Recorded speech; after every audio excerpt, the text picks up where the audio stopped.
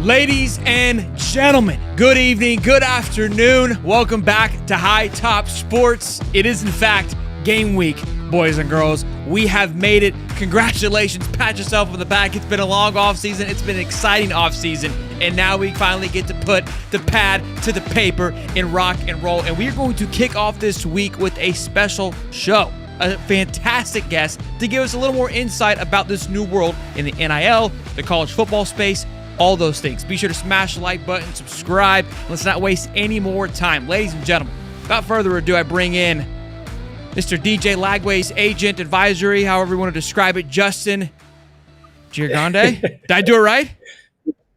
Sort of. You gave a great hodgepodge there, but you're first of all, Shelton, these new graphics, you're really taking this thing to a whole different level, my man. I mean, this is like, I'm just telling you, leveling up. The energy for this year is just out of here. We're fired up, man. We're ready to go, and it's a great season. We're trying to capitalize on this excitement, the hype. I know that the network, you guys have been doing a phenomenal job. You guys have been everywhere. You came on the show, I want to say about a year and a half ago. You were over on the West Coast side of things. Now you've moved closer to home in Fort Lauderdale to get a little bit closer to the steam, a little bit closer to the height, so you could essentially, Gator Boys, stay hot. Yeah, I mean, I needed to be closer to the energy. We got a big season ahead of us. I lived in Florida 2002 to 2009. We had to go to the West Coast, but Gator Boys are, as you can see, staying hot. We had to be close to the action, So down here in Fort Lauderdale, loving it, and just excited for this upcoming football season, man. Man, you guys have been crushing it too. Like I said, obviously our connection, how I've got close to you, was through a mutual friend, but also with the representation of DJ Lagway. That's where things really kicked off. But that's not where only you stand. You've got a plethora of great athletes on top of Florida athletes, but others like Julian Lewis, Booby Feaster, the newly 5-star commit to Syracuse, Calvin Russell. Who else am I missing, man? Draylon Miller, receiver in Colorado. Stay tuned. He's playing Friday night. And Travis Smith, Tennessee receiver, who's, people are going to be hearing that name a lot, so just really excited. CD Nije, track star, University of Georgia, just did a Brooks deal. Just really excited. We really look for athletes that have an interesting story. Candidly, our bread and butter has been primarily football, but always just looking for athletes that really have an interesting story and a unique selling proposition. I love it. And talk to us kind of just how Network Advisor, what your guys are doing. What's the plan? How are we looking over the next couple of months here? Yeah, man. I mean, look, our focus is on, the college space through the lens of understanding and identifying elite high school athletes, college athletes. We also work with Mike Vick, legend, in his own right. But we just believe from day one, I've been in the NIL space early. My background's in sports marketing, and just believe that the college sports ecosystem candidly could be as big as it is right now, right? It's huge. And we just feel that if we really put all of our energy in this new wave of young rock stars, that it could be big. We have this talent management practice, which you just kind of spoke about. We have an advisory side of the business ran by my partner, Doug Scott, focusing on consulting with schools and brands on how to enter the NIL space. And then, storytelling. Look, the reason we're here, everyone's consuming content. We're seeing more and more stories come out that people want to hear interesting stories on these individuals. I think what's so interesting about the NIL landscape is that everyone wants to be a part of what's next and just the journey. And I feel like with the college landscape, we're watching how big this boom is. People feel like they're tied to it, right? We can't go, I guess, a day without one of these schools asking us to make a donation if you really care about your alma mater. But the truth is, these fans now can have an impact, and that's a lot of fun. It makes it really interesting. No, I love it. And look, I think the NIL Collective asking for donations is definitely a big part of it. But I want to also, too, start to transition back a little bit to DJ Lagway. That's obviously the big story. We had Billy Napier talk about his health today, which we are really excited to hear about. We'll get into that later on into the show. But I want to introduce I would say, Robin, to your Batman, Michaela Simon, who is the VP of Content, who manages all things behind the scenes, makes this thing click. When we see those awesome photos, I assume Michaela is the one working behind the scenes. And Michaela, welcome. She is the Robin of my hand. She's a superstar, and she's keeping it all moving at all times. But welcome, Michaela. Thanks for having me, you guys. Yes, I am a VP at Network. I do day-to-day operations with DJ, also with Julian Lewis, Davi Belfort, Rachel Glenn, Harmony Turner, the Norse Twins, a ton of other female clients. Candidly, I don't really have a background in football. I played soccer in high school, basically, and that's about it. But I come from TV and film, and managing talent is pretty similar in the regards to being good with people on camera, being ready for productions, being good with logistics. So it was a really natural fit, and here I am every day with JG. Every put that on a shirt. I love that. Every day with JG. Listen, I mean, Every day. she's dialed in. So, I mean, you've managed a handful. Talk to us that process, how you handle those guys. I mean, I'm assuming you help with those photos and just getting that out there, part of that marketing. And it sounds like a little bit of PR help it as well. Again, these young men, I mean, they have to grow up very fast, and it doesn't go with a little bit of help. Yeah, the management process is crazy. I'd like to call it maybe the next Jerry Maguire of, this generation is it's just wild. I mean, with social media to begin there, we have a full social team, we have a PR team, we work every week, I should say probably every other day at least with the families. So we're not just working with our athletes, like we're very close with the parents. I speak with Mrs. Lagway probably every day with everything going on. And, it is a full team that we have that Justin has put together to really manage all of these moving parts and pieces. And really, it's just crazy how fast things go when, this talent becomes commercially viable. Julian and DJ definitely have kept us on our toes, especially recently. Yeah, I mean, they Yeah, I want to are. say something. Go ahead. It goes, Michaela does an unbelievable job. The biggest thing, and we talk about this, these young rock stars, at the end of the day, they have to perform, and there's a lot of pressure on them. And one of the things I'm really proud about Michaela is that she, for the clients, day to day with me, she is truly their general manager. Like day to day, she is making sure the families, the talent knows exactly what needs to happen in that day. We're working through it, and really treating these guys like they're pros so that they can focus on being the best on the field. And so, I mean, every week, we're going over exactly what's going to be going on that week, what contracts are going on, what deliverables, what, just all of it. It's unbelievable to see at this age how much fan interest there is in these guys. And Michaela makes it seem effortlessly. Yeah, it is massive just how much we all, and I talk about it constantly, just being able to have interviews and talk to them. The obsession of the game has gone to a new level. Before it was the logo. And we had certain players where you fell in love with. That's where the kind of the ones in the 15 became popular. And that was where it all really started. Like those jerseys were selling for particular players, not just to be a jersey. And that's where it really took off. And NIL has been able to and capture that to a whole new level. You talked about working with Lagway, Mrs. Lagway, which I think is an important part. When we, for fans' perspective, this NIL world moves very fast. And we see it from this side of it. And we just think it's these agents and they're working deals and whatnot. But it is part of a big family. They're still kids. I mean, at the end of the day, they're young men and women trying to find and navigate their way through these things. And it's a massive transition. So talk to us just a little bit about that relationship with all the moms and dads, if you will. Yeah, Take it, Michaela. for sure. We call them momagers and dadagers. But it truly is that they're running businesses, the parents are. Also, Julian Lewis, I mean, he's turning 18 in September, and you're literally working with attorneys to be like, this guy is making decisions that no 17-year-old is making. And, certainly DJ, the parents have been, I mean, specifically the mom's, Mrs. Lagway, has been a real inspiration for me to watch a mother go through her child being put on the field and possibly being hurt, every weekend. I can't even imagine. And really like being there through the emotional side of things too. It's not just about signing contracts and things like that. It's really about, okay, how much anxiety is put on these kids when they have to run businesses for their NIL. They have to do their schoolwork. They have to go to physical therapy. They have to go to training. They have to go through all of football camp. Like, and then you get one more call and you're like, oh my God, I don't know if we can even fit this in the schedule. And it's crazy. It's just, I don't know, JG, if you have anything to add. It's a wild ride. we say it all the time.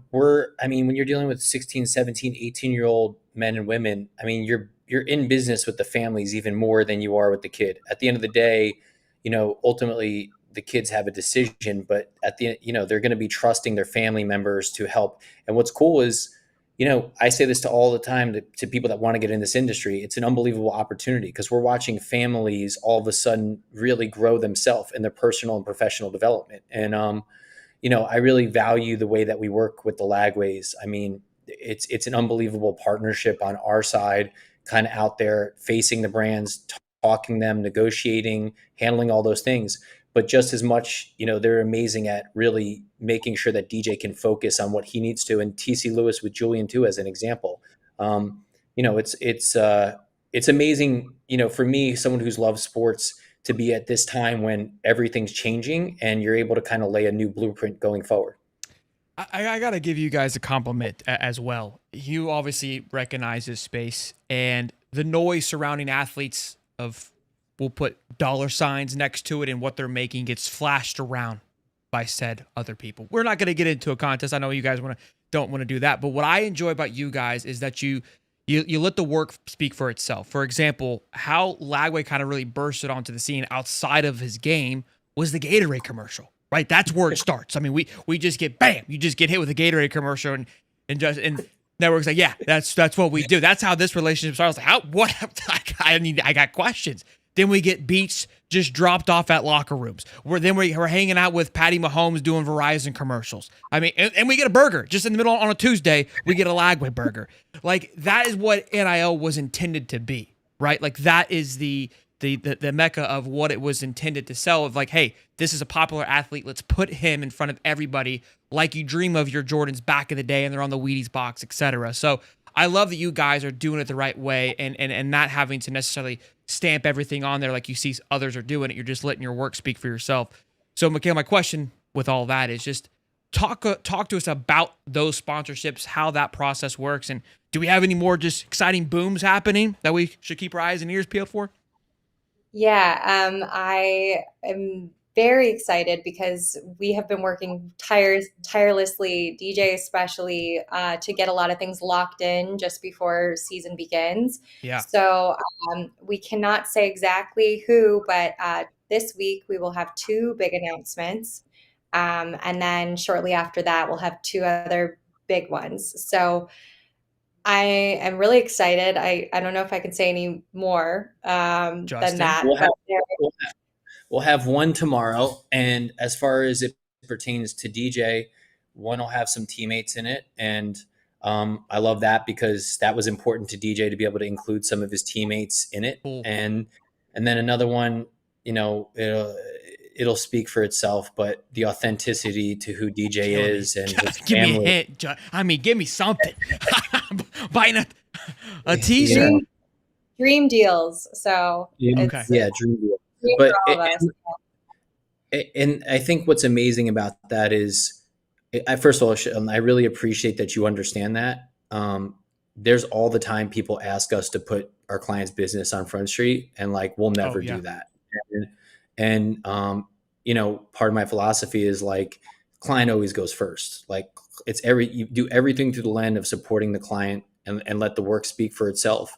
And my favorite thing is that some of these partnerships with these clients are like the things they really wanted and that are organically, like truthfully, authentically them. That's what means the most. Like sometimes it's not the biggest deal that means the most. It's something that like they really align with that brand. And when you find a brand that really wants to get behind them, that means that it's a special thing. It's a special thing to be on set with them when they're doing it. And, it's a lot of fun. It's this environment is, if you do it the right way, there's a lot of great opportunity. And this is what I say, no matter what happens for DJ Lagway or any of our clients' careers, like the relationships they're building, the way that these guys are learning how to conduct themselves with business. I mean, those skills will serve them really good as life goes forward, not even just from a dollar and cents perspective. I love that. Michaela, you talked about just kind of getting all of these sponsorship schedules out of the way. That's always been intriguing to me. as the NFL stars, we always like to kind of poke fun when they're having a bad season. Then we see them like on 9 different commercials. It's like, oh, they're just out there doing commercials. But obviously, it doesn't happen in the middle of the season. And I expect us to see Lagway a lot throughout the season. But all this work was done up front. Can you navigate us through how this summer was, getting through workouts, getting through Bootgate? I was calling Josh to try. I was navigating that on my own time. But how did you get more through the sponsorship? We want to talk about Bootgate, but sponsorship scheduling. We had 1 week over the summer that we called it the DJ Marathon Week, I think. Oh my God. We were like, well, what if we get it all done just, as quickly as possible so that it's not super spread out? And, DJ, I think his comments after all of it was done, he was like, brands need to come after me in January, 1st or whatever, because, January, February, March was a bit on the, more normal side. And then all of a sudden it was like, I'm so sorry, DJ, but we need to schedule one more production shoot. I'm so sorry, but we got to do this and just get it done. Like, you'll be happier. And he is happier now, because when football camp started, he was like, don't talk to me. I'm so focused and locked in. So, yeah, we love it's his fans. great. We love hearing that focus from our football player. You're going to love hearing this, guys. I mean, myself, Michaela and the Lagways will debate of who's going to talk to DJ about this, because he's locked in, he's, for as much stuff you guys are going to see, I'm proud of the ability that Michaela and Nikki Lagway kind of work day to day with his schedule to keep him bifurcated, if that makes sense, so that he can just he's not confused, Shelton, of what the task at hand is. He believes that this team can go, to where we need it to go. He came here to lead this team back to a national championship, and he's not let us ever lose sight of that. And so, I think that's what I'm the most proud of, is that we're able to accomplish all of this as a team together, but let him still focus on what he's good at. And I love hearing, again, that focus and that determination of this is the priority at hand. I understand that this also comes along with it, so we'll make it work. And again, Michaela, shout out to you. I'm glad that we were able to have this conversation. The Robin necessarily doesn't get enough appreciation at times, but it's the ones that are working night and day to get this thing, get it done. So we appreciate you for doing that and for hopping on and giving us that insight. Thank you so much. Thank you for having me. Yes, man. Be good. We'll see you, and go Gators. Justin's not going anywhere, but Michaela, thank you for joining us today. Thanks. Justin, all right, listen, man. You kind of, I don't know. You tell me what you can tell me. All right, you were hyping me up a little bit before the show about Lagway. How are we feeling about the season, man? Let's talk football for just a minute before we get back to the. Sure. Yeah, I mean, I don't want to make everyone excited, but he, that's what we do here. I keep saying the task at hand. I mean, to see a man of his age handle what he handles and want to be the leader and inspire his team, because we also represent Tank Hawkins, and Aaron Childs recently signed with us, and I get to see their perspectives of him, and I just feel like the team is together. I feel like the team is cohesive, and I for once finally feel like no matter what happens, they're ready. This schedule is brutal. I don't want to give them any outs, but the bar that they're setting for themselves is high. I mean, I don't know if spot the ball could become more of a phenomenon than it is, but it got everyone fired up. But he's laser focused. He feels really good about where the team is. His health is in a good spot, and he's focused on the season. I think it's cool that you were able to sign Tank Hawkins, Aaron Childs. You also, I have this question too, because you represented Shamar James. I say represented as past tense because I don't, does this is kind of an NIL question. Do you carry along with them as they go into the NFL, or is there a break off? No, we're with Shamar. I'll be seeing Shamar when he plays the Giants, September 14th in Dallas. He was just ready to go pro. And that's, by the way, that's not to get into it. That was a really interesting conversation. Was it time for him to go pro? What does it look like for him to come back? Just all of that. That's a whole new wrinkle to this ecosystem that players have to think about. I mean, look at Carson Beck and look at some of these guys that have came back that are getting paid. So, but no, Shamar, I mean, our position is we're their management. when they go, we're going to worry about their career 360 in all facets, not just look at doing a transaction. We're going to worry about their charity, their pro career, who's around them, just the whole thing. We think that athletes, just like superstar singers, need to really build a full team around them. And that's what we're focused on. I love that you guys are still representing them because, again, that was a big question for me. And I think it's a lot of questions and just understanding in this NIL space is that how does it carry over? So you're able to get in at an earlier stage, which is great. We've had some changes this past summer with certain laws being passed in regards to NIL. Can you talk us through how you're navigating that, how the players are navigating that? And as a fan, like, what does it mean for us? How can we digest it to understand a little bit better? Yeah, I mean, there were some changes, no question. If you want to know what my summer looked like, it's a lot of conversations, leading up to July, with GMs, general managers, ADs, a lot of people in schools speculating on what was going to actually happen in July 1st when the rules were passed. Mm-hmm. It was really interesting because you had schools taking bets and placing money, I'll say, to kind of be able to not keep it on the salary cap, and like what legislation was going to hit a certain way. And then, after July 1st, we had this NIL go into effect, and everyone thought that there was going to be this hard cap, right? So we keep hearing about this 22 million rev share, right? And basically, right, going backwards, the settlement for all of the previous players to be compensated was also tied with, right, going forward. Like, hey, we'll give you all this money, previous athletes, but in order to do that, we need to try to wrangle this thing, and we're going to put this all into the schools are going to be able to actually pay you, right? And a lot of schools were betting, man, once this cap goes into effect, you're not going to be able to spend $1 over it. Well, the reality is, and this is what I was saying and what I thought, is that every time in NIL for 5 years that we've seen, anytime a school can get an inch or an advantage or push the limits, they will. And when this is a state by state rule, and that's what it is, right? We've seen Oregon. I mean, this was the signal to me. Before July 1st, I think Oregon and Tennessee both passed a rule that said whatever happens in July 1st, their states are not going to comply with that. And people said, oh, that's not going to matter. The only chance I saw that this was going to slow down was that if July 1st, everyone agreed that they were going to play by the set of the rules, but it didn't happen. And so then people were, end of July, we all then saw, right, it came out, hey, they're lessening. Oh, right. There was an article came out and there was a report that they're lessening the restrictions. So now basically they put $22 million into an ecosystem now, and you can still spend over the top. Schools are still trying to figure out how to do that and what the exact rules or engagement are going to be. But here's where I'm at. And I've been saying this forever. I want to be advocating for players until the players have a seat at the table. Okay. And there's collective bargaining. This is going to continue. And there's a lot of, behind the closed doors, a lot of ADs are saying that, because at this point, we've now been through 4 or 5 iterations where people thought that this was going to get into a uniform. But the reality is, until players are agreeing that this is what it is, it's not going to happen. So we're still going to be, personally, I think we're going to be in a very interesting spot for the next 2 years and there's a group out there, check them out, athletes.org, Jim Cavalli.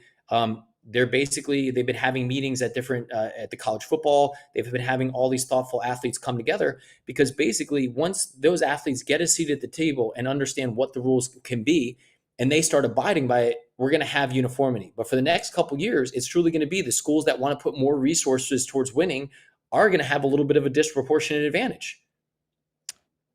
That was, that was the best answer that I've got about the 20 million, because I've asked a handful of guys that we've had on the show to understand it more, because again, the original idea was that the 20 million fixes everything, but there's loopholes. And I saw Adidas, they signed Tennessee signed a deal with Adidas, which allegedly now that money can be put towards that cap money. Like it's a legal cap money that can go over the 20 million that's originated, because what they're trying to, from my understanding, my perspective of this is that the NCAA just wants to control the money and know how much is going in to avoid this kind of, backstreet bag deal. Correct.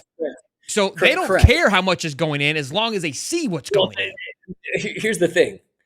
They want to wrap their arms around it, But the problem is until everyone actually agrees, if that makes sense, To being hugged. Yeah.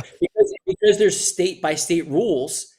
So every time one state makes a move, the other state says, man, I'm not going to let them get a leg up on me, right? Like, no way, we can't have it. And that just continues the chaos. Back to the Tennessee. You're absolutely right. That Tennessee deal is groundbreaking. I don't know if anyone's watched the Netflix Dallas Cowboys documentary. If you go to the episode where you talk about Jerry Jones, by the way, it's a very similar parallel. Go watch this Jerry Jones episode where he with Phil Knight. Okay, he takes the deal to be a Nike team. Before that, everyone in the NFL had the same endorsement deal from a shoe company. I think it was Proline. He went out rogue in the middle of a game and announced that it's Nike. Go watch it. It's crazy. And they all sued him. And they said, that's not right. We control your rights. And he said, you can't control my rights to monetize. Well, now drawing it back, that's basically what's going on. Tennessee just changed their deal and said, okay, but there's going to be a certain portion of this money that we're going to allocate towards players. Now the government or the NCAA is going, well, is that right? Is that wrong? And then what you have immediately you have every other school going to Nike, Adidas. Okay, well, if they're doing it, we got to do that. So, for me, ironically, it benefits the players in the short term for all this chaos if you actually have good representation. That's my personal opinion. If you have, I think we're pretty good at what we do, but I tell parents, whether you go with me, someone else, or, Michaela, you need to have representation because anyone that has people that are understanding, I mean, look, you're in this day to day. Okay. Right. Like Shelton, you understand this most than most people. And I'm still confused. Every single day, we are laser focused in dealing with schools, attorneys, and seeing all of that data that's coming through. I've been doing this for 5 years. I was the first person to ever sign a high school athlete, Malachi Nelson, right, in 2021. Okay, so we're now in 2025. So sorry, 4.5 years. But it's all about mental reps, just like anything when you're a quarterback, right? The more reps you get, the better. So the more data I've seen has made me better to understand how schools are certain moving. I've had a lot of schools tell me, oh, that can't be done. And then, what I say? Oh, by the way, here's how I did it over here. And then they say, oh, this sounds good. Actually, maybe we should incorporate this going forward. So, it's not their fault. They don't have visibility because there is no set of bylaws that everyone needs to, there is a set of bylaws, but the problem is until there's an enforcement agency that really can firmly put that in place, the only way to do that is when, look what happened with the NFLPA and the NFL players. They both agreed, this is the set of rules we're going to play by, and that's when it became uniform. Man, something I picked up there, I don't know how much you can kind of allude to it, but it sounds like, because of your experience, that you're assisting some of these schools in navigating this era as well, correct? Is that what I picked up? Well, it's funny you say that. Dan Belizio is our chief legal officer, and we've negotiated some of these agreements. And then what I'm saying is the school at the end will say, man, well, we never even thought about it that way. We're going to incorporate this in our going forward. Okay. So, yeah. It's been, but no, we also, Sacramento State, we've been consulting with Sacramento State. Everyone's been seeing what they've been doing. Shaq, Mike Bibby. We're working with them on their content side. We're working with them on a strategy. It's on the advisory side of our business. Some of the stuff I'm most proud, like they're using this opportunity in NIL where sports has given this university an opportunity to really raise its awareness and raise its student base, which is an amazing thing. Like Sacramento State, who knows where that could go? Like it's the 20th largest. You guys are behind the Sacramento State movement? Like, dude, we are team bees all the way, man. We're sorry, Sacramento State, Dr. Luke Wood is amazing. What his commitment to investing in athletics. I mean, you guys should check out what they're doing. They have an MMA combat league out there that they've started. They're doing all sorts of innovative stuff. And he realized that the way to take Sacramento State and make it a better educational university is through the athletics. Invest in athletics, raise the profile, raise people's interest, raise resources, then gets a better product. So honestly, I joke about it, but it's like, if you really think about what he's doing, it's NIL for good. It's like the benefit of NIL. Yeah, look, I say that all the time. Again, I think the fans are getting better at digesting this NIL era, but there's so many great things that come from it. There just needs I just say, we just need boundaries. We just want organization so you can follow it better. Like, that's all we want. Like, I don't really care about like, just figure the money out. Like, get everybody paid. We just want there to be guidelines. Hey, Shelton, there's one general manager. I'm not going to name him. Okay. He's at another school, and he was so adamant that these rules in July 1st, that we had it. This was the firm rules. This is it. There's no way anyway. I said, you're crazy. Let me tell you, July 15th, he said, bro, you can have my job. I don't know what to do anymore. Like, he just threw up the towel. He's just like, you're right. I don't know. This is exhausting. Like, I thought I had it figured out, but, that's why I say to, coaches, oh man, to be a college coach now, I have such respect for these college coaches. Like, the amount of stuff on their plate now versus like 10 years ago is insane. The amount of stuff. Like, it's so much easier to be a pro coach than a college coach right now. It's unbelievable, and you have to, but here's what you say. You have to have great people. Like, look, I give credit. Florida hired Nick Polk. I mean, at times we're on the opposite side, but I have great respect for Nick. We have a great relationship. Of course, at times we, all jokes aside, are on opposite sides of the table. But, if you bring a professionalism and understanding that this is something that, like, everyone, it's pretty simple. Players want to be compensated as they perform and do better. As long as you're not an idiot or just out here really just, throwing crazy things out, and you're a reasonable person and do really good business, it is cool to see these general managers from other pro teams come into the sport, which means the growth of college sports is still ahead of us. I mean, here's the thing I say to people all the time to kind of give you perspective, right? Philadelphia Eagles, right?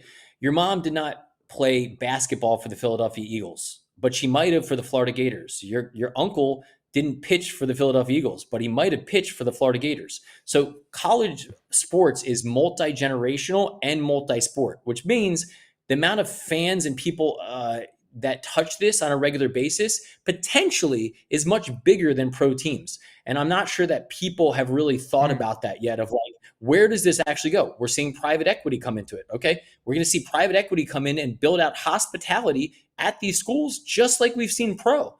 So, it's a fun time. I like the surrounding events, like the surrounding towns around the stadiums. Yeah, those are awesome. Absolutely. Mixed retail. Tennessee's doing it. Yeah, it makes sense. Yeah. Right. No, I agree. College sports is the best. It's unmatched. I completely agree. And again, everyone just is seeing dollar signs, and so I think you're spot on, and you understand from being in the business why July 1st wasn't a set thing that like this is going to fix stuff, because at the end of the day, as it continues to grow, the dollar signs push this thing. And so you're not going to put a cap on the opportunity to grow the sport now that the door's open. Until it can have a nice functioning flow, we're not there yet.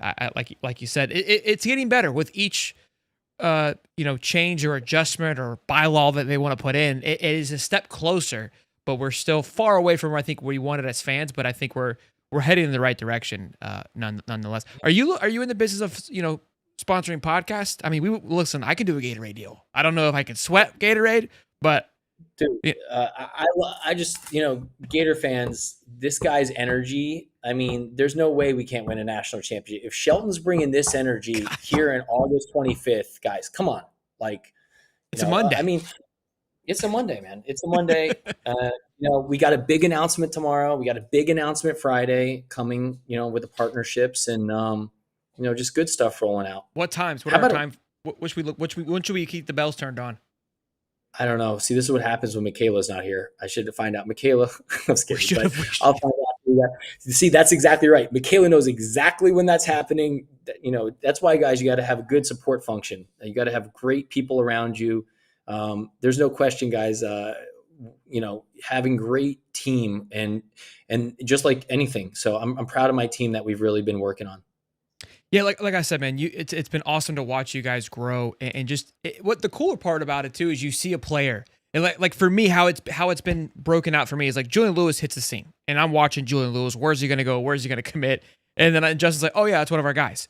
And Malachi Nelson, another big one, right? a high component. I was like, oh yeah, that's one of our guys. I'm like, who do you not have? Calvin Russell, 5-star guys come in. I see you go, hey, you send me a link like, hey, he's about to commit here. A couple days. I'm like, well, what's up, bro? Who do you not have? It's cool to really see just how you guys are touching the sport and seeing where it's going. And I love Calvin Russell going to Syracuse. I would love for him to stay in the state of Florida, but I love what Fran Brown's doing. And it seems like Syracuse is getting highly involved as well, too. Look, I get, besides everyone asking, how Shelton gets that great beard, the second most common question I get is why, is Calvin Russell going to Syracuse? And look, it's unbelievable. This just shows you recruiting matters. Fran Brown recruited that kid eighth grade, ninth grade. And what I love about Calvin is every school in the country wanted him, but he chose Fran because he believes in being a change maker. Kind of, I guess a little different, but kind of like DJ, right? DJ wanted to come in and be the advocate to turn this thing back the right way. And that's very much what Calvin feels. And I love his loyalty. I love what Fran Brown's doing. Fran Brown, what a special thing to go into a school and just completely turn around the culture. You got to be a special individual to be able to do that. And, that's the great thing about college sports too. We're going to find all these coaches who have high energy, who go into schools where maybe they've been down for a little bit. Look at what Deion's done. Colorado was like 1-11. Sometimes we lose focus and they want him to win a championship right away. But what's great about it is that we're getting these great college programs back to prominence. We're getting Donovan McNabb back out there. We're getting Carmelo involved. That's one of the benefits I'm also seeing just on the representation side. The school's getting the famous and influential alumni. Remember 15 years ago when people were recruiting, they'd always say, yeah, we have all these great alumni, and they come back. And did they really? I'm not so sure. But do they now? No, they definitely do now. Why? Because it's very important that they show you and introduce you to these people, how they can support you. And what I've actually found is a lot of the businessmen and alumni are very excited about opening doors for these guys while they're still in school. I want to talk to, I think, just for some education purposes. I know there's parents that are watching that have kids in athletics now, and there's probably a few. I know some kids that are in high school trying to build their brand and get understand that side of things, where building a personal brand is extremely important now, especially landing NIL deals. Not everybody is a Gatorade Athlete Player of the Year, where it's organically just built in, right, on who you are. Talk to us kind of how building a personal brand is important and how it's going to impact NIL moving forward. Yeah, absolutely. My biggest takeaway in this NIL world, a couple things. It's important to market yourself. I used to tell kids rankings didn't matter, but the truth is the more you can market yourself, these services, look, the more marketable kids get visibility, they go up in the rankings. That's the reality, which means they get compensated more, which is the truth. Okay. Yeah. I've even had a general manager tell me, candidly, yeah, we're looking to win a little bit of a PR war. If you're a 4-star, we care more than you being a 3-star. Okay. 2, on the actual side of building a brand, my advice to parents is, and to kids, understand what makes you unique. Don't just build a brand that you think people want to see. Understand who you really are and what makes you authentic, if that makes sense. And to me, it's that niche, so if you're a fisherman and no one would expect that you're a fisherman, put that out there. There's those niche opportunities as you're getting going, if that makes sense. Not everyone, like you said, can land the Gatorade, right? Or can land the Beats by Dre. But if you can go out and show fans through your content that you're actually into something, look, I work with DeAnthony Thomas. You're like, what? DeAnthony Thomas is into Frisbee golf. He said, JG, I'm going to be the best Frisbee golf player. In his retired years, he decided he's going to be he says he's the LeBron James of Frisbee golf. And you know Disc golf, right? Yes, disc golf. Sorry, disc golf. Sorry. It's a different sport. Right. It's a great sport. It's a great sport. So I'm on Zoom with him and he's showing me all the new discs and how he's out in Oregon and he's got all these fans behind him. But, my point to you is, so he's putting that in his content and all of a sudden disc golf companies are reaching out to him. So just understand, look, everyone, if you're an athlete, of course, the performance, the Gatorades, this and that, but are there local brands that show you authentically who you are, that are interested in you? In the beginning stages, try to show some things that differentiate your actual personality. Look, if you're I'll be real. Malachi Nelson, my quarterback, loves to bake cookies. He grew up with his mom. So you know what? He used to hide that. I said, man, put that out there. You know what? All of a sudden, all these baking comes like, look, superstar quarterback, good looking kid. This kid bakes. We're in, you know? So I just think, look, in this day and age, you can't just be an elite athlete on social like that. In a weird way, kind of gets drowned out, like from a brand perspective. Yeah. Yes. It's like, cool. We've seen those shoots. We've seen the glistening sweat. We get it. But if you want to find other brands that are maybe non-endemic, you know, showing what you really are and what you're into in real life is the way to build a brand. Yeah. It's so, I mean, it's not cliche, but I know kids hearing this, because myself is included. Like when you would hear like get into a niche, they're like, that's not cool. That's not big. That's not how I'm going to get a lot of followers. This podcast was created off a niche. Like it got here because of my love for Florida football, right? And then it allowed for me to dip my toe into other things. But my obsession with Florida football is where it started, because like you said, there's a lot of bakers out there that may not be confident about talking about it. Disc golf is an up and coming sport. There's so many things. You're good. We're getting attacked. We're having a break in. This is incredible. I mean, where else are we getting this, boys? But yeah, shout out to Justin, I think, for even just talking about that and understanding how important it is to build your own brand. We'll get back to Justin here in just a minute. But if there are kids watching, their parents watching, like, I think he's spot on with that. Like, just be yourself. And again, you hear that too often of like, oh, just be yourself. And it's easy to say that, but to actually genuinely dive into that of just the further you go in and defining who you are, the more people will appreciate you and allow for you to grow. So in the initial, there's no question that if you think you're going to get the Nike, the Adidas, like at this point in college sports, there's those brands are going for the guys that have proven it. So you better show your personality at an earlier stage, and you can find local opportunities. And look, I got to be honest with you. We couldn't land a Nike deal. We're too buck wild, okay? If we got a Nike deal, we would have to adjust everything that we are because of the PR that would come with it. Like look, with great power comes great responsibility. So keep that in mind too. You may think you want the big one. Yeah, I'm looking at you. I got the high top sports merch. I mean, look, you look like a real tree outdoors guy. You know, like that's a company we should be looking at. You know, so. There's a lot of them. Yeti, come on, guys. I mean, Yeti, you're built for. I'm here for you, Justin. I think that we could be your first podcast to burst onto the scene. I'm just telling you, man. I'm here. You've got the number. We'll get out there. We're gonna just be discussing this live at a tailgate for the LIU game. You know, we're gonna be talking. We can do negotiations on the air. I'm cool with that. Are you gonna be at the tailgate? I'm gonna be there, man. Are you gonna come to the High Top Gale tailgate? Yeah, dude. Friday, I fly to Colorado on Thursday. Be at the Friday game, the Colorado game Friday night. Catching a 5 a.m. flight from Colorado and land in Gainesville at like 12 o'clock, and gonna be ready, locked in. Can't miss it. You know. I love it. Well, I'll send you where we're at when you get there. When you come land, people come say hey, and yeah, I'm pumped. Tell them where they can find you, man. Let's plug all the socials. How they can keep up with the network, yourself. Michaela, if she wants to be. Yeah. First of all, you know, Network Advisory on Twitter, my personal JG Network CEO, and, you know, networkadvisory.com to check us out. But I mean, guys, I just want to say as a Gator fan and, you know, just love the work that you're doing, Shelton, man. You bring a great energy and passion, and you'll continue to be you, relentless. It's going to be a great Gator season. You know, no matter what happens, I think we're heading the right way. And I think the biggest thing heading into a football season, all you can really want, right, Sheldon, is like optimism and hope. Like all we want in life is that we can have hope. And I think this team from top to bottom, you know, say what you want to say about Billy. He's built a team that has showed us that they're committed to each other.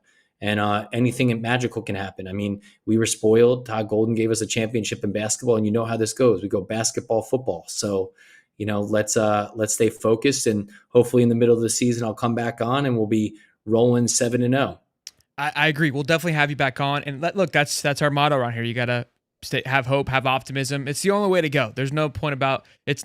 Who wants to be right about being bad? That's no fun. So I'm excited, man. You know the energy's here. I always appreciate you supporting the show. Sometimes I'll text you like, hey, great point, which is cool to know that the ears are perked up and dialed in, man. So I appreciate it. We'll see you on Saturday for the game day. Shout out to you and Michaela again, man. This was a lot of great information. I think a lot of people enjoyed it. I know they did. I saw the chat from time to time. Appreciate this feedback. The transparency that you gave today was really cool because, you know, we always have a lot of questions and we want to know more about it. And again, the fact that you were so open about it is just, I loved it. I'm excited for the two big announcements tomorrow and Friday in regards to Florida football. We love it. We love bragging about our quarterback. So anything else you can give us, we'll take it. Appreciate you guys. We'll be back on soon, and go Gators. Go Gators, man. See you, Justin. Boys and girls, ladies and gents, we're not going anywhere. We got Stephen Harris joining us for Champs Corner to talk about the Napier presser. Had a lot of great things today, boys and girls. We're going to talk about DJ Lagway, his update, what his plan is for LIU. The defense, we get Billy's been feeling himself. He's throwing around the championship word once again, kicked it off with that. He talks about bringing DBU back into action, calling out the DB room, the safety room. And I got to thinking, man, it wasn't a shower thought this time, but it was a driving thought, which they're very similar, okay? They go hand in hand because you're kind of in this little bit of a daze.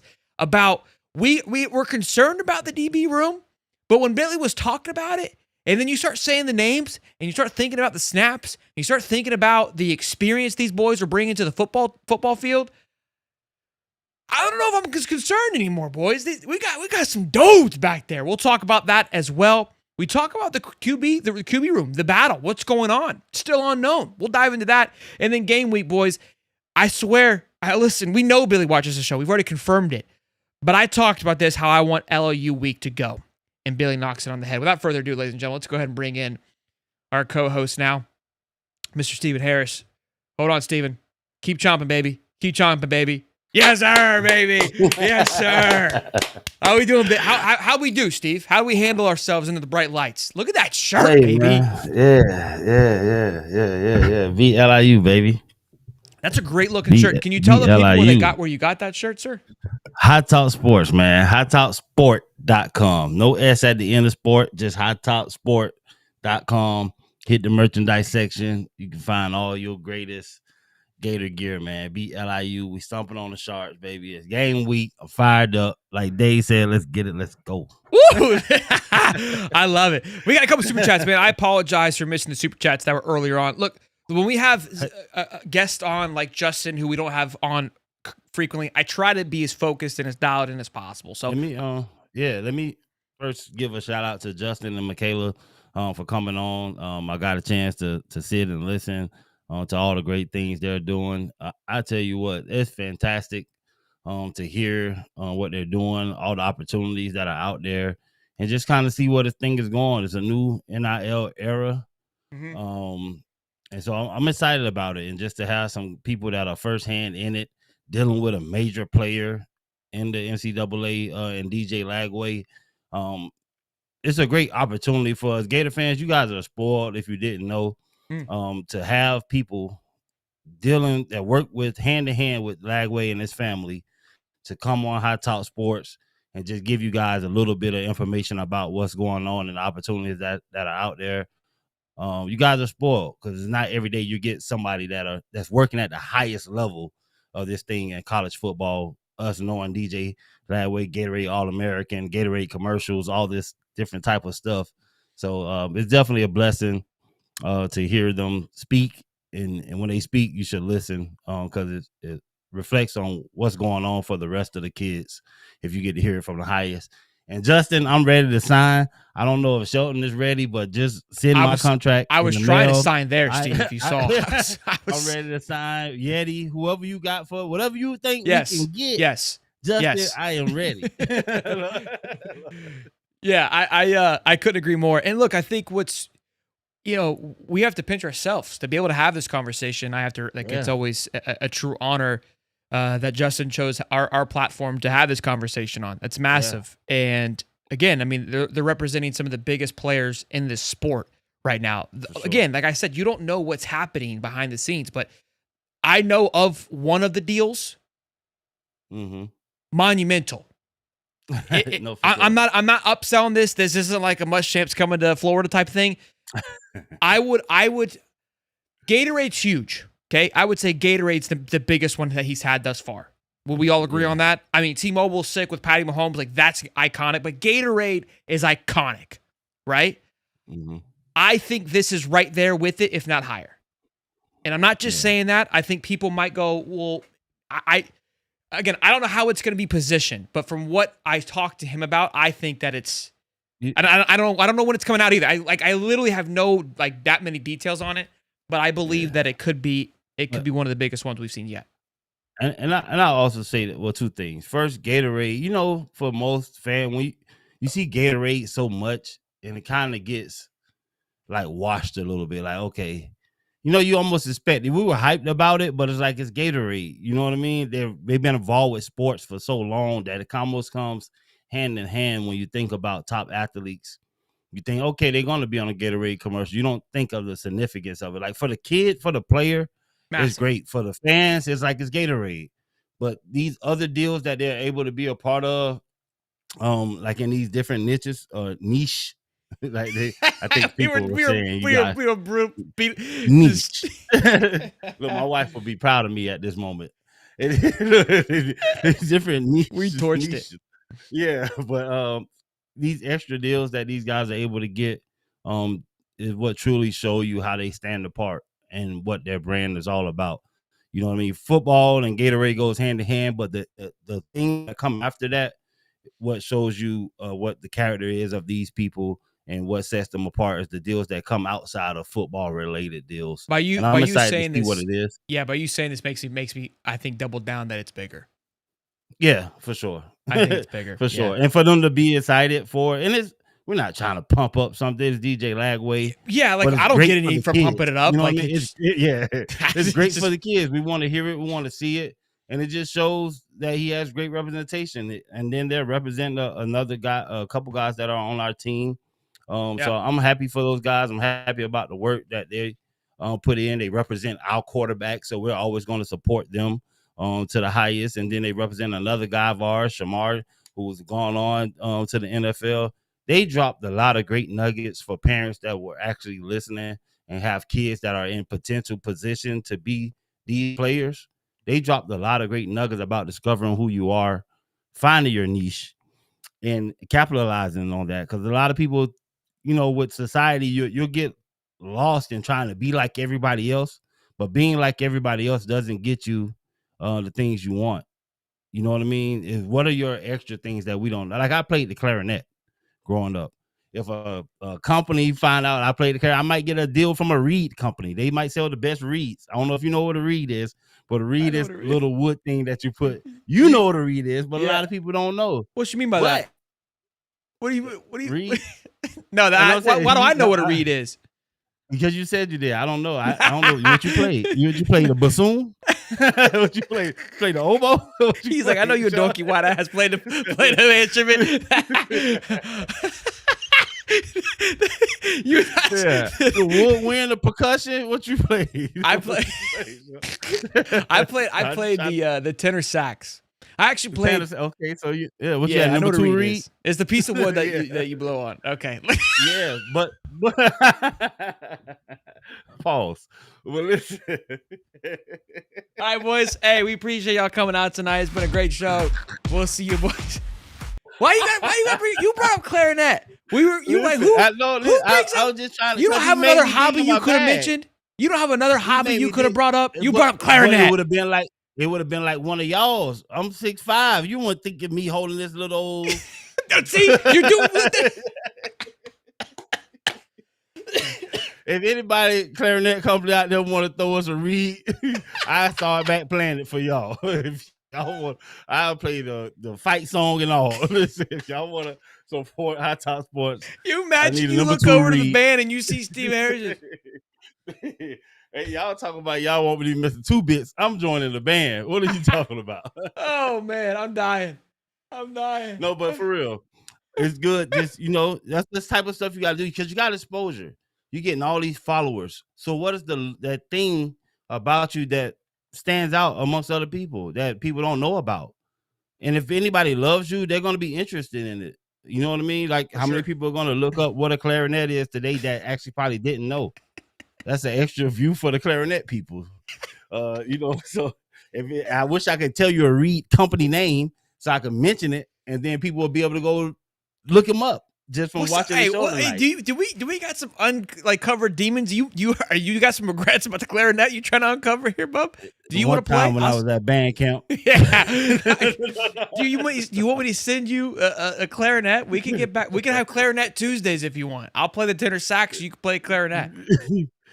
No, I want to get on because people say you don't even have my theme music no more for Champ's Corner. So maybe I need to play us a tune. Oh. Yeah, I knew he was mad about something. Yeah, gotta go deep. I don't have it. The intro's been gone. You're right. You're right.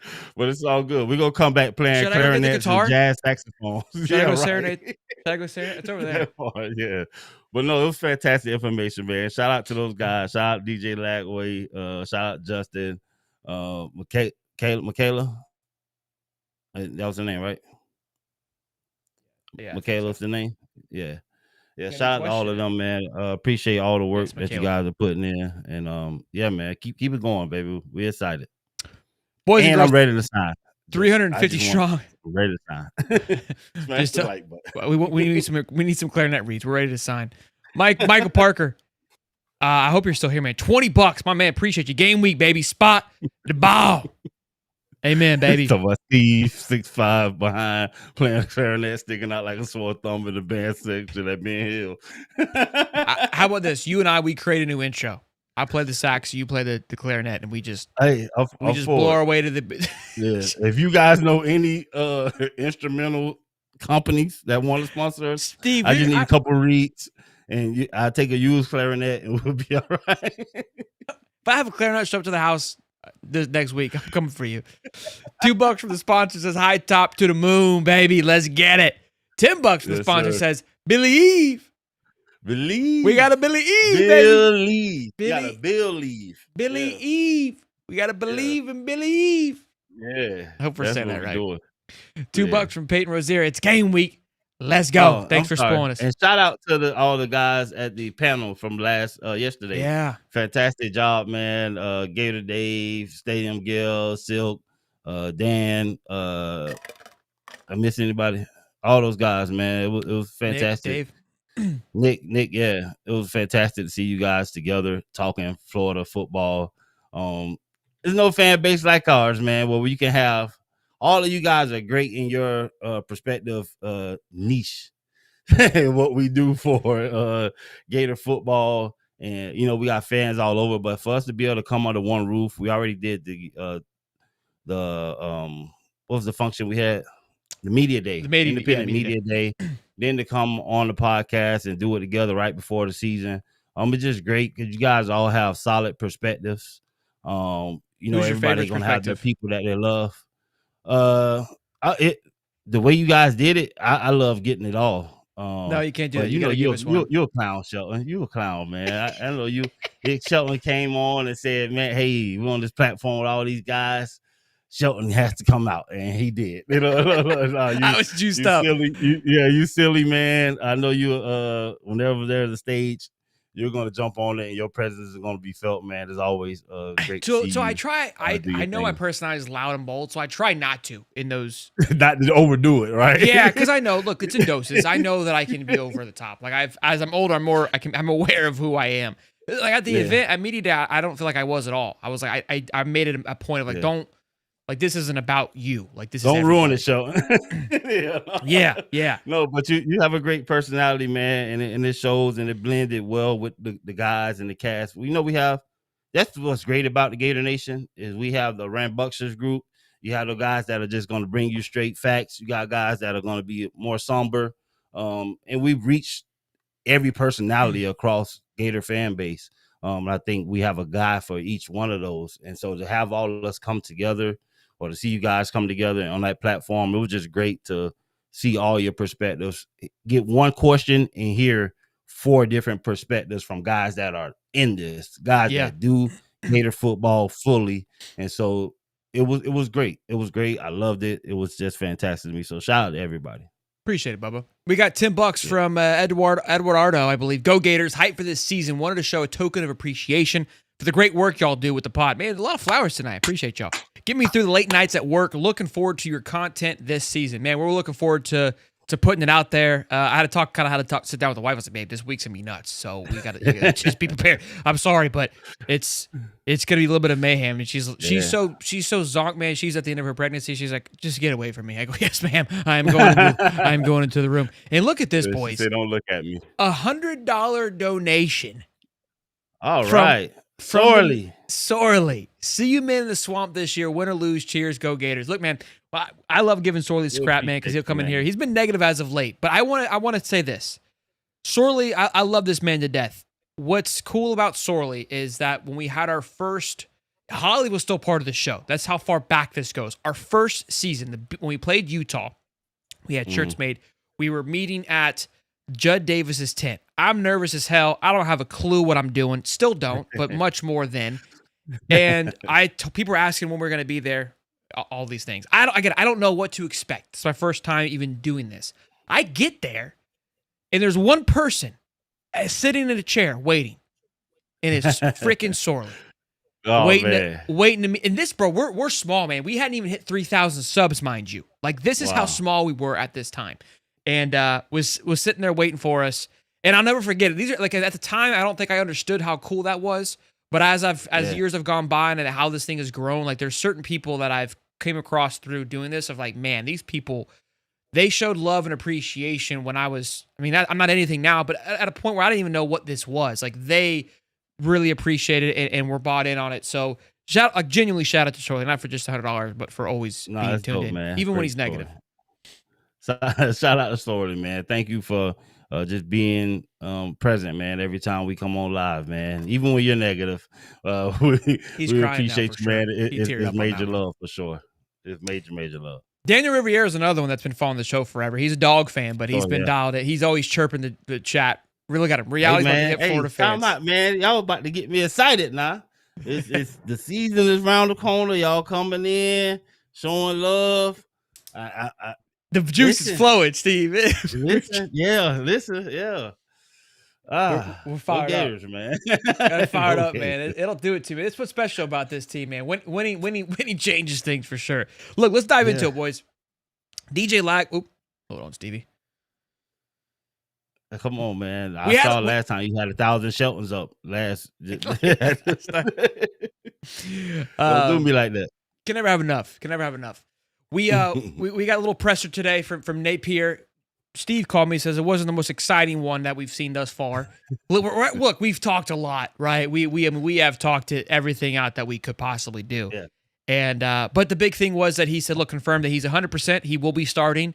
They tried to, I think, get out how long he'll be playing, right? Like, they kept saying, like, hey, we don't want to be disrespectful to LIU, but we want to be disrespectful to LIU. How long is our DJ going to play? He's not going to say that, obviously. But he did say he's 100%, and he's been 100% fully participating throughout the week. And what I also loved what he said, look, DJ's having fun, man. He's been smiling. He's enjoying this process. He's enjoying where he's at. And I think that's an important thing in this game that's so serious and so intense that can really drain it out of you where you're not having fun. And we talked about it with Michaela and Justin, this process that he's had to go through. And we say, like, go through, like, obviously with sponsorships, but it's a lot, man. It's your life changes dramatically from being a high school kid to a superstar in a matter of 8 months. Like, think about last summer compared to this summer, the radical 180 change that he's had to go through, while also carrying the shoulders and weight of Gator Nation and our expectations, right? And him wanting to come out there and do great things.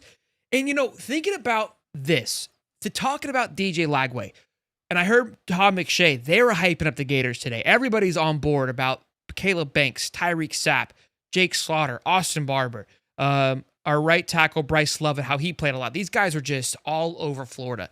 And a lot of people love to come in the chat and say, Napier can't get it done. Napier can't do this. And I understand our frustration, but at the same breath, we wouldn't be having this conversation. The hype would not be here without Billy Napier. The reason why, and this is what Tom and Shay said, because why they're ranked 15th. It's very obvious why they're ranked 15th. It's the same reason why Tennessee's ranked 11th. These guys have recruited well, developed, and are proving to you where there's quality snaps in play. And the reason why I keep getting so hyped is because we always felt the talent was there. The size was there. We saw it click at the end of the year last year. They showed that we can finally compete. And they figured out we are good enough, right? We've been seeing it and trying to tell them that you're good enough. And all of a sudden something clicked that they felt that they are good enough. So, look, I kind of got off a little bit of a tangent there. I'm fired up, Steve. I mean, golly, am I fired up. Dude. My head's been spinning all day today with Napier talking. But the biggest thing is pumped that DJ is good. How much we'll see of him, I really don't know. I think they kind of asked the question like, hey, are you going to go 100%? Are you going to play full speed? Are you going to call plays in the mindset of like, hey, let's not get him hurt? And he didn't really answer it. What is your thoughts to that? Do you think they make him, hey, like, don't think about this? Do we just send it? Well, the one thing that stood out to me throughout that conversation was he said it's the obvious. So for me, it's obvious that we're not going to go out there and get DJ hurt his first week. There is going to be dialed back, but it's not going to be dialed back in the sense where you shouldn't see any explosive plays. I don't think, given the opponent, and thank God, it's not like previous years where we had top ranked opponents or top talent that we were facing week one. I think we have the opportunity to go out there, be a little vanilla, but still be explosive. I think Billy definitely still put the onus on the players because he called out the seniors and he called out the people with the experience, the upperclassmen, that, hey, this is your game. And what you put on film is your resume. So no matter who we're playing, you got to blow these guys out of the blocks. Not saying we're just going to go out there and just throw 40 passes because we want to put 70 points on the board. No, we should be able to run this ball 20 times and get 5 touchdowns with 20 carries. That's what I'm envisioning. You know what I mean? So it's about the technique, everybody completing their assignment fully and through the whole play. If we do that, there's no doubt in my mind that we would annihilate these guys. Just to be honest, it's season time. I don't have time to mince my words and try to give people love. Sharks, hey, you got some guys that are playing. Y'all the Sharks. Just what's unfortunate, get it out the way. You're the Sharks. You're not top of the D1. You're not top of the power. We should smash you guys. And I don't want to just try to just say stuff to be politically correct right now. If we don't beat the brakes off you guys, there's a problem. If we should be able to do it, if we want to run the ball 100 times, we should have 1,000 rushing yards. So I was going to talk. I like you said that because, and I get as a reporter, it sucks the world that we live in now. Like, somebody asked it, and I was like, just say, hey, Billy, you're playing a cupcake this week. How do you plan on managing that? Right? Like, we should be able to say that. LIU knows what their role is. You're getting paid millions of dollars to come get wallywhopped, okay? And at the same breath, we should wallywhop you. We shouldn't hold anything back. Your guys should walk back onto the bus, go, what the hell just hit me? That's what we're here for. I'm all for about being respectful. Like there's a level, right? But there's a switch that turns on, okay? Yeah. You signed up to play the game. You signed up to come down here.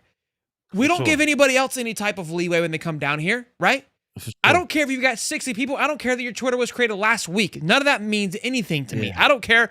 He was giving love to the coach. Appreciate that. When we're in the middle of that football field and there's a white line from over there between here and there, you're dead to me. I'm having shark for dinner, literally.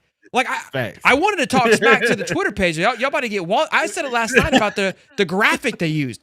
I feel bad for roasting the kid, but it's like that's the kid you chose to put me up there. Man, I'll suit up. I've already made my public apology before for what I'm going to say and how I'm going to act for this season. If Steve, if we start off 7-0, I'm getting canceled. It's already a fact. This will be the first. It'll be it'll be the last season. I'm going to say some shit that I didn't even know if I could think of. Look, it's already coming out of me. Meals. Listen, I still crave pregame meals around this time.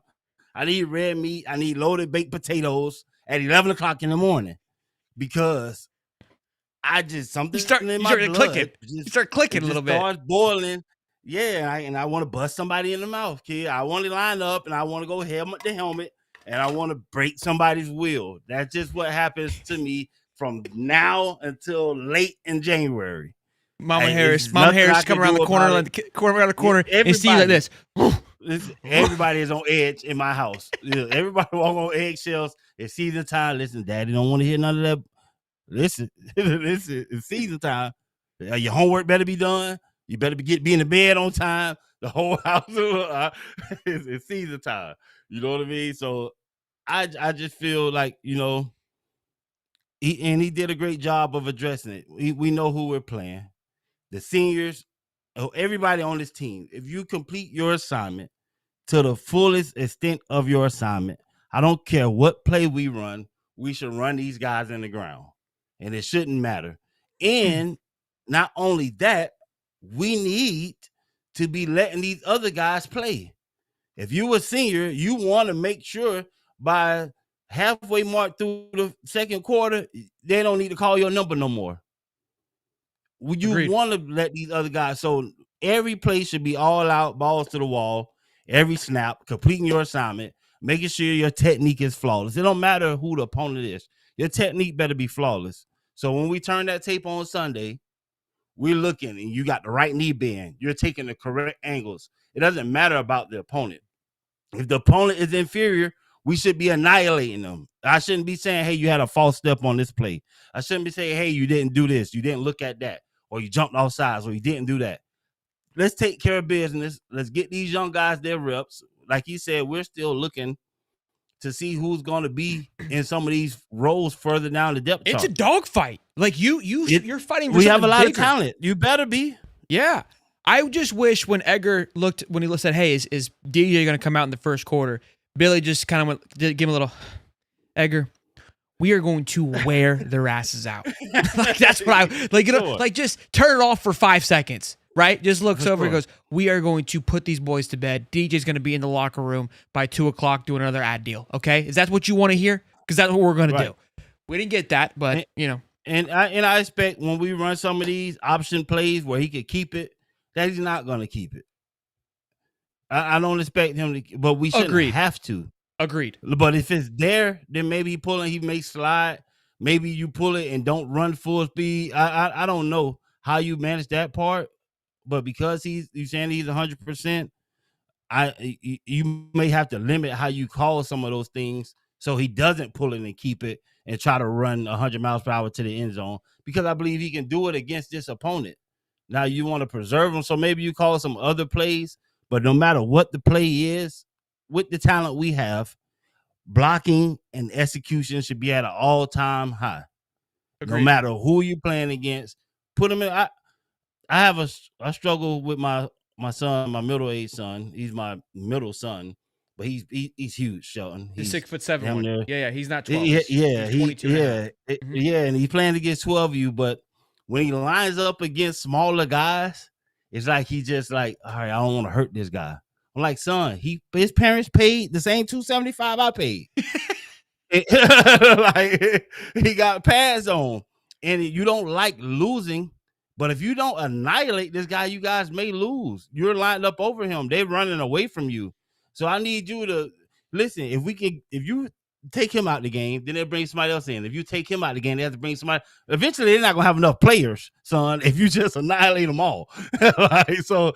But he has a hard time understanding that because he's a nice guy. He's a gentle giant. He has a hard time understanding murder. That's tough. Yeah, I know it's tough for you to swallow. I don't know how I turn myself. He's like, it's not my kid. It's not my kid. Most people not trying to turn kids into murderers, but I try to find a way to maybe attempt to murder, son. I don't know. Steve's like, he's not mine. I don't know who he is. And so I don't want the Gators to have that same mindset with this opponent. Annihilate these guys. They got on pads. They've been paid to come here.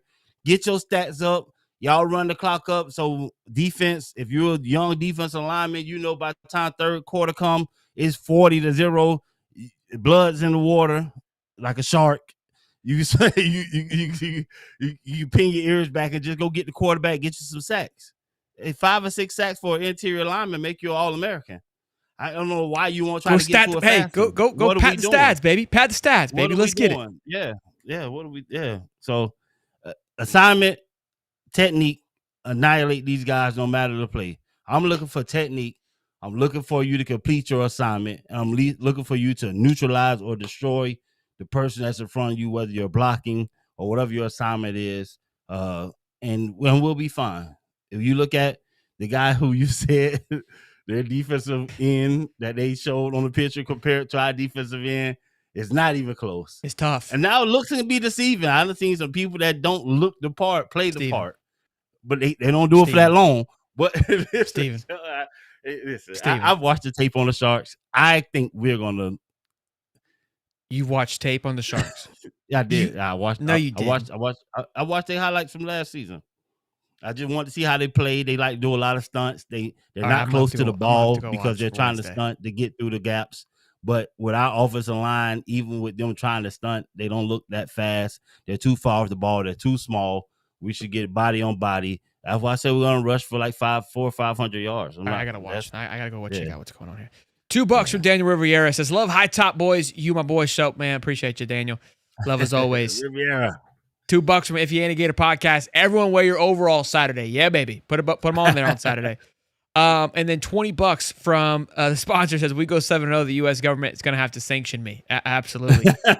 Look, before we move on, I want to talk about this. We're doing a giveaway. The Bozeman is donating 2 tickets to the 50-yard line on Saturday.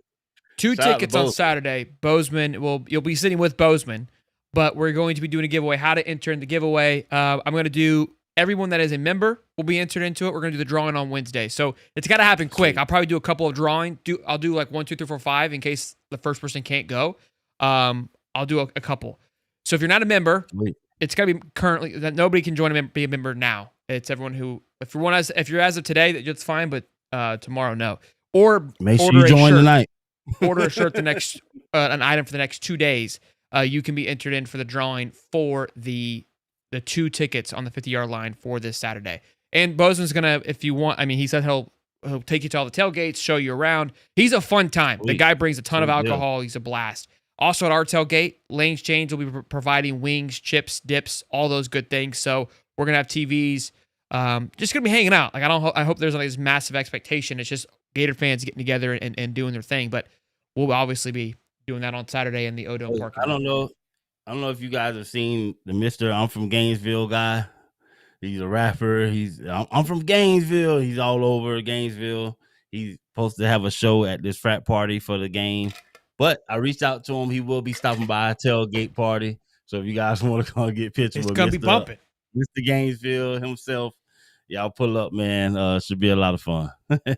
I love it, man. It's going to be a good time. I mean, we're going to be there as soon as possible. I got to take care of the wife, make sure she can hang all day long. But we're going to have a good time, man. I'm pumped. Let's talk about DBU here. Tell her I carry on my back. I got her. It's all right. I bet. All right, then never mind. Then she can suck it up. Oh, whoops. Let me get Steve in here. We didn't get this set up beforehand because Steve, we had obviously Justin and them on. But it's time to bring back DBU, boys. Okay? And I love that Nate said this. Again, I kind of said at the beginning of the show or a little bit ago that, and I've talked about it before, but even more so, man.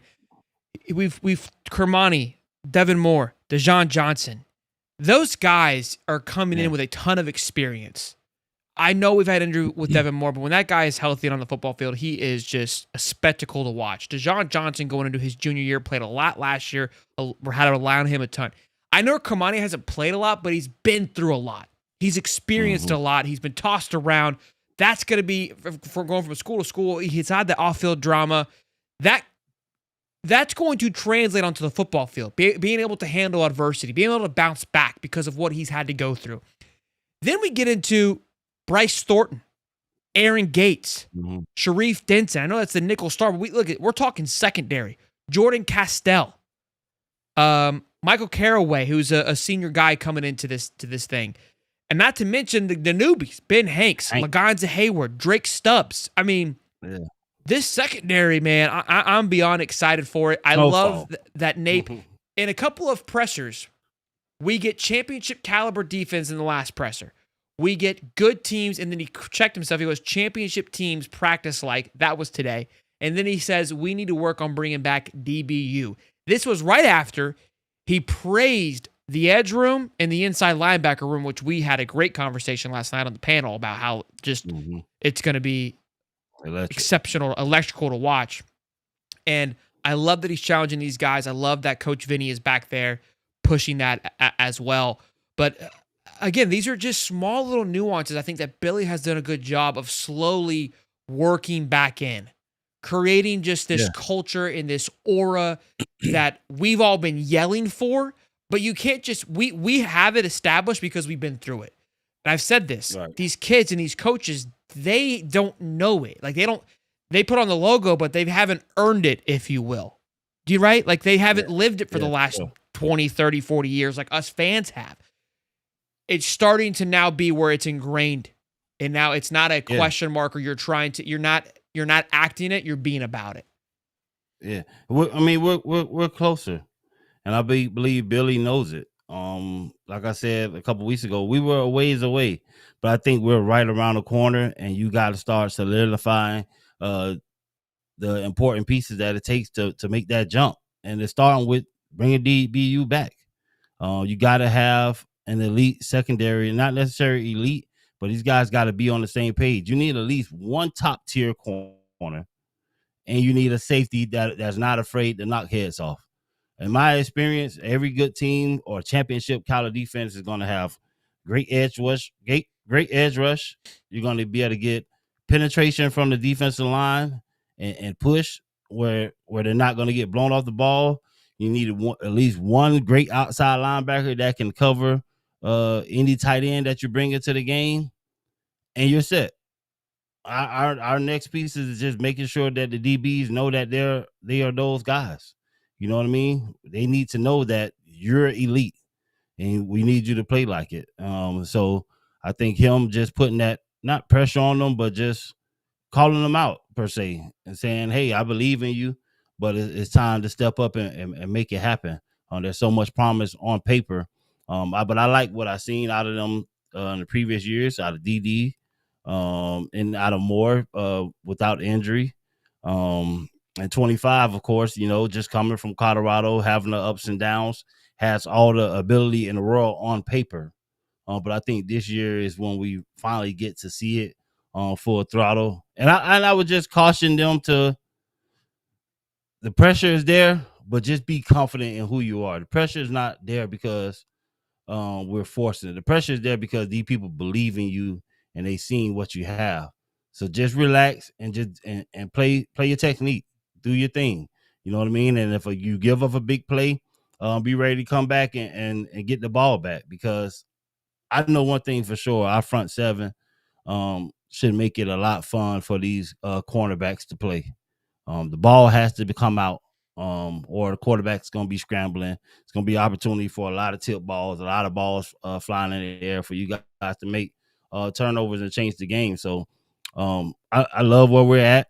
I love Napier talking about bringing DBU back and boosting those guys' confidence and making them have something that they're going to attach to and own. So I'm all for it.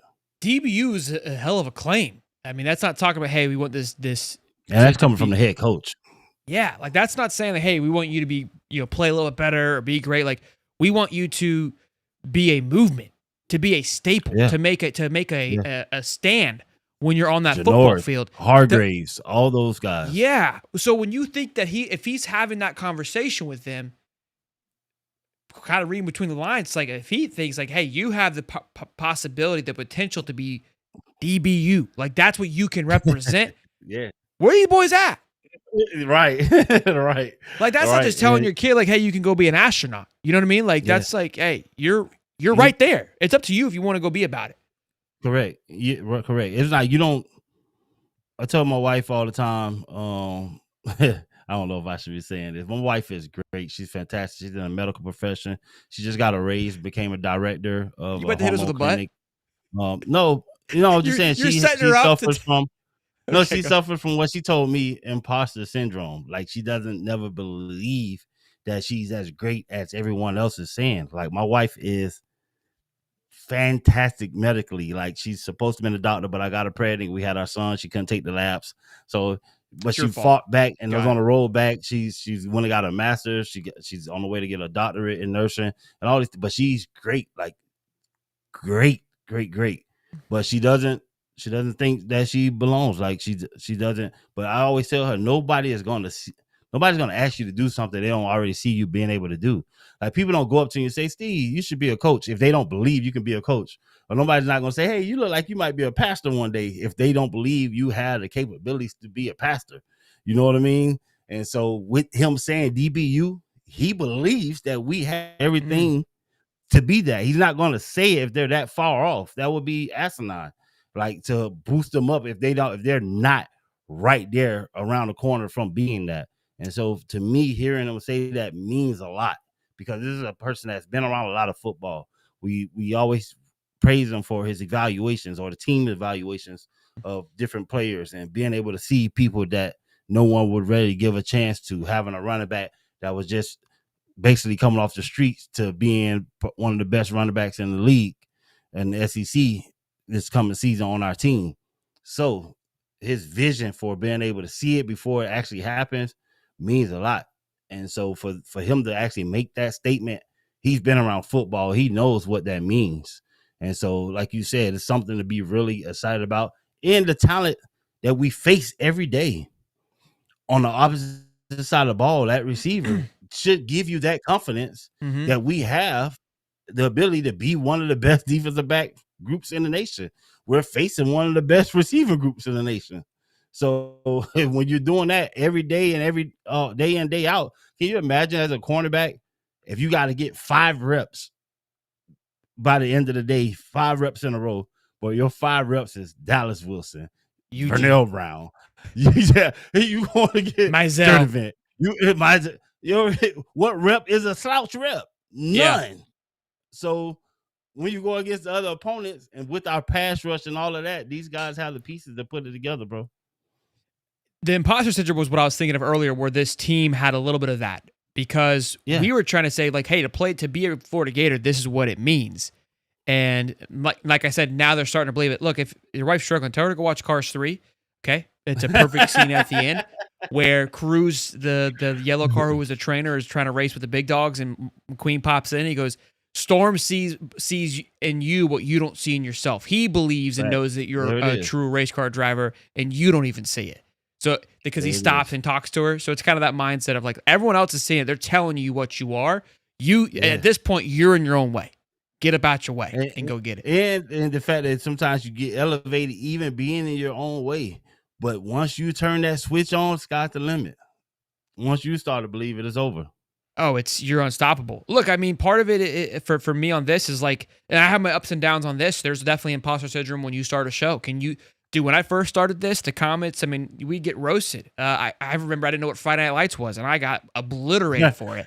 And I would be concerned if I didn't know what I was talking about. What am I doing? I still make mistakes. Yeah. Even now, I still do it. But I feel much more confident in what I'm talking about and what I'm going through. And there is a part where it's like, it's okay to, what I've learned, it's okay to be wrong. It's okay to not know. There's actually something refreshing in that.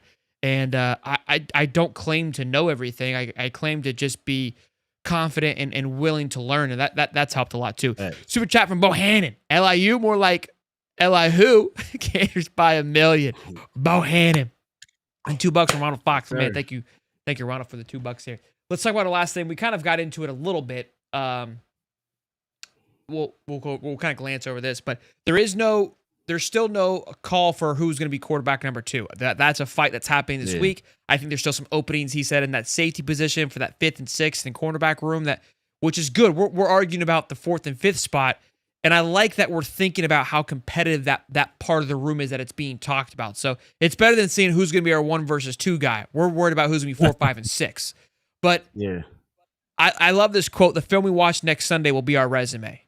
Right. And you talked about that as well a little bit ago, but he goes, look, this game, what's important about this week is the preparation, that this is our first Sunday to Saturday rep.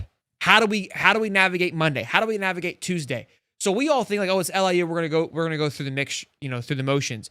And the question is, like, how do you prepare for this? It's like, what do you mean? Like, it doesn't matter who's on Saturday, because starting Sunday night, Monday, Tuesday, Wednesday, Thursday, the process is the same. That's kind of what I said of, like, why you should go out there and absolutely obliterate LIU, because it doesn't matter who's there on that Saturday.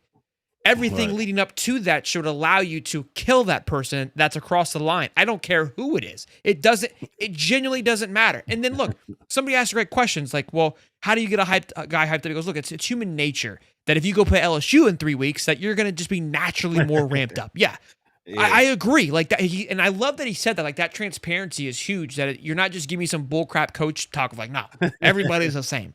We know that they're not, but that's what and I realize I've gotten older. Like, and we as fans, Steve and I, we were talking about it. We're getting rowdy on a Monday from just talking. Like we have a hard time controlling our emotions, and so as a coach, you have to maintain this killer emotionless mindset throughout the entire week, that it genuinely does not matter. Now, Friday, you think about the rivalry of it again before LSU, you show up to Death Valley, naturally things are going to ramp up a little bit. But I can assure you, a sold-out crowd on Saturday night, 7:30 sharp, a lot of guys getting an opportunity to prove that what the last 6 games wasn't a fluke, to prove that we are a championship caliber team. Again, your resume's on Sunday. If you're a championship caliber team, I don't care about the scoreboard or anything else. Prove to yourself, run through this rep, run through these process, like you said, hit every block, every execution like a championship team. So when we come back on Sunday, that's who you're answering to, is yourself. Way bigger than the scoreboard, way bigger than the fans tweeting out at you saying you suck, way bigger than Edgar asking me a dumb question on Monday morning. No, it's going to be Sunday morning when we all sit down together and you have to look over to your brother and be like, yeah, I dropped the ball there against LIU. That's what should suck. And if that's where your mindset's at, that's where you can become dangerous. Yeah. And I think not knowing who's number 2 is not a bad situation to be in right now. We go on to face LIU. Not to say that it's like a glorified scrimmage, but it's live bullets. They have to tackle you to the ground before the whistle is blown. And so I think it gives the opportunity for some of these other quarterbacks that are in the fight to show their intangibles, to show your playmaking ability. Can you escape the pocket? Can you break tackles? When the play break down, what do you do? And so I think having those live bullets in this situation is great before you actually make the announcement. But bigger than the announcement, I think Billy just letting all these guys know, hey, this, of course, we got starters. You got 1s and 2s and 3s, but we're a team. Don't get caught up in where you're at in the depth chart, because you might not be that far away from being a 2. You might not be that far away from it. So you have to stay locked in, stay ready, and prepare as if you are the 1 or 2. And because you may not be that far away, and now you have a game, not a scrimmage, to go and show what you can do. If you're a gamer, say you're a 3 or 4, but you're a gamer. There's a such thing as gamers. People just are not sometimes that good in practice, or whatever, for whatever reason it is. I don't know why, but some people don't practice how they play. And if you are a gamer, you get the opportunity to show it this game. You know what I mean? So you want to prepare the right way. You want to go into this game with the mindset that anytime this season I can be called on.